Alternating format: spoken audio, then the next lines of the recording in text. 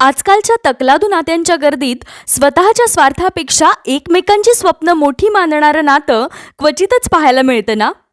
त्यामुळेच तर प्रवीण तरडे आणि स्नेहल तरडे यांची गोष्ट मात्र काही औरच ठरते.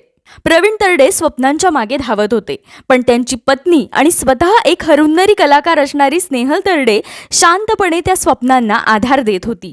स्वतः नोकरी करत, संसार आणि मुलाचा सांभाळ करत त्यांनी प्रवीण तरडेंना संघर्षाच्या काळात खंबीर साथ दिली.